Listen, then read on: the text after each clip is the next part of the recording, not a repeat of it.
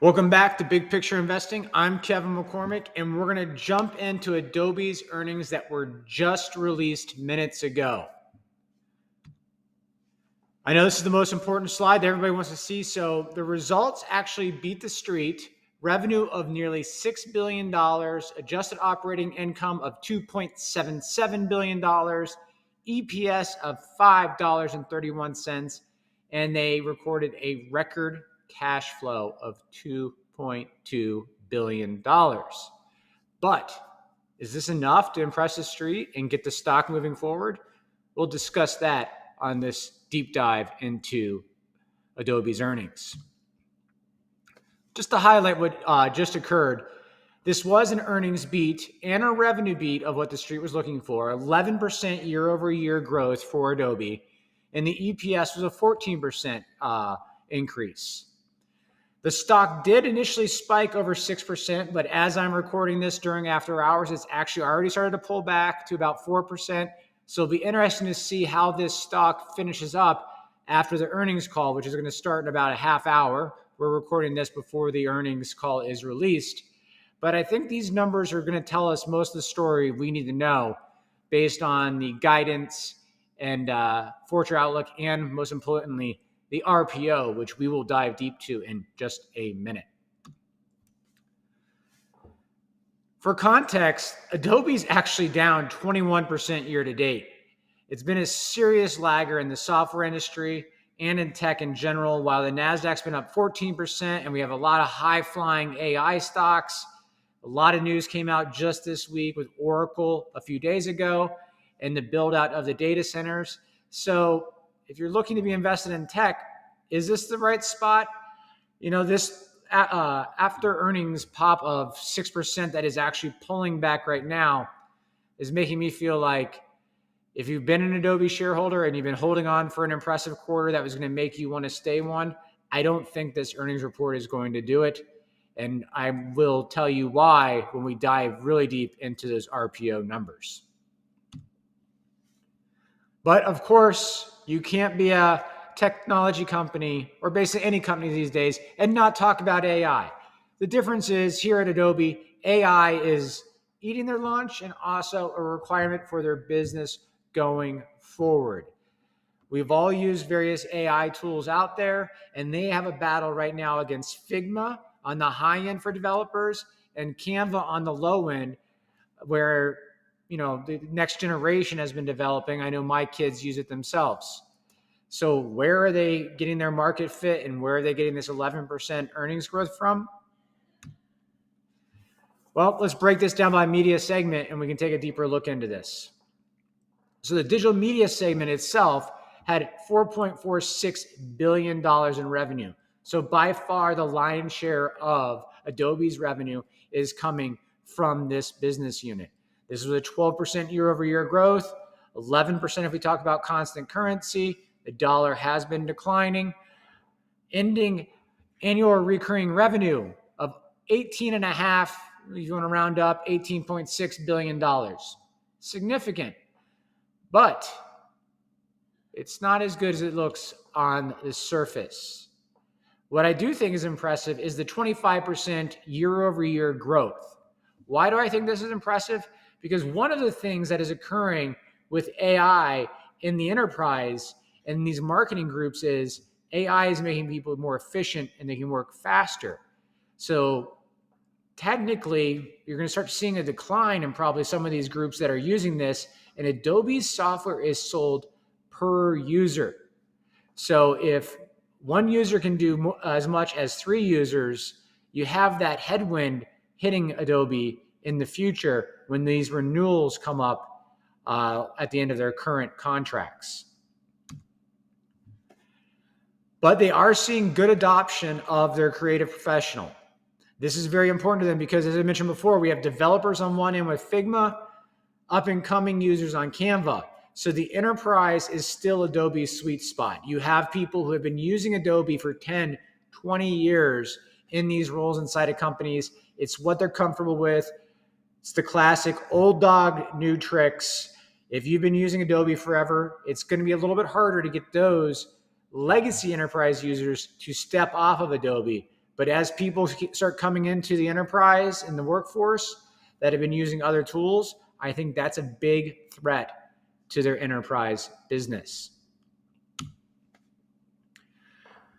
As I mentioned before, we've seen this 25% increase in the user base, but I don't see this continuing.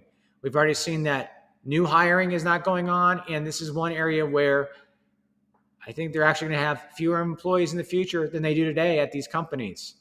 So, while the numbers look good now, I don't know if it's going to be as great in the future. And that's what we're talking about when we want to know if we want to own Adobe now, is for the future growth. But what about the other business segments? Digital experience is where all the other revenue falls, $1.48 billion with a 9% year-over-year growth. That would be below the actual 11-12% that we were seeing in other areas. They did try to highlight that their subscription revenue is up 11%.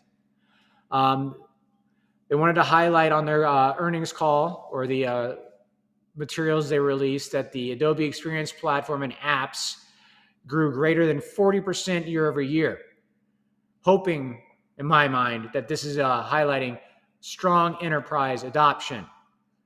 But will those users be there 12, 18 months from now is the big question. Why are they having the success? Well, they believe that the Gen Studio components are really leading the way. $1 billion in annual recurring revenue in the quarter. And once again, they're highlighting that 25% year over year growth in users, but only a 10% growth in revenue. Interesting disconnect there. And they're saying that they have a 60% year over year growth in the integrated one Adobe buying the whole platform opportunity. This is a classic bundling going on for Adobe. All the enterprise software companies do it. They don't want you to buy just pieces of their platform. They want you to bundle and buy the entire thing to help lock out some of those up-and-comers that I've already mentioned multiple times. Firefly is their AI innovation engine. This is what they're talking about, and this is what they claim is driving their new adoption. But this is also very competitive against the existing image generation LLMs that we're seeing from people like Google, OpenAI, Grok out there. They're actually producing some great images for people who aren't familiar with Adobe. And that's where I think Adobe's real trouble is going to be, is if their software is going to continue to be the default for people working in the enterprise. Firefly is going to be what drives that. If it makes the performance of enterprise employees better, then get more done during their workday, then this will continue to grow. This is the area I think we need to keep an eye on in the next couple of quarters if you are interested in the Adobe stock. So the AI integration is key. They need these products to work together and pull different features to create a single pane of glass and experience for the end users. This is also why before, when I talked about that 60% all-in Adobe bundle that they're selling, is why it's so important for them, because they want users to start to use their AI experience instead of using what might be available for free or at a small fee from other people out there. But as I mentioned, the Adobe LLM Optimizer is still in early access, so they're already behind, well behind, the LLM experience that we're getting from things like the new Google Gemini image creator release. Okay, RPO. I think this is the single most important metric for Adobe on this earnings call and going forward. Why is that? Well, they have $20.44 billion in remaining performance obligations due in the next 12 months, but 2/3 of that rolls off in the next 12 months. That means to me that they have a lot of people that are needing to renew in the next 12 months who may be wanting to reduce headcount, renew at a lower number because of the competitive landscape, and What this number really tells me is they don't have a lot of customers that want to sign 3-year contracts and make a long-term commitment to Adobe. I think that is a huge red flag and something all of us should be keeping an eye on in the future on their earnings calls. Let's jump quickly to just the capital allocation strategy. I think it's a good thing that Adobe bought 8 million shares during Q3 since their stock has been down over 20% this year and is a huge lagger in the tech industry. But it also makes me wonder how much lower the stock would be if they weren't out there buying their own stock on this market decline. Hopefully they continue to buy their stock if it keeps going down, because once they stop buying, I think we could see a much larger move down in Adobe. All right, let's finish up with the all-important guidance. Forward guidance for Q4 is decent. They continue the momentum they have in place, staying in the same range they had. We're talking about call it $6.1 billion in total revenue. Digital media is $4.5 billion, and digital experience at $1.5. Earnings per share, let's call it $4.30.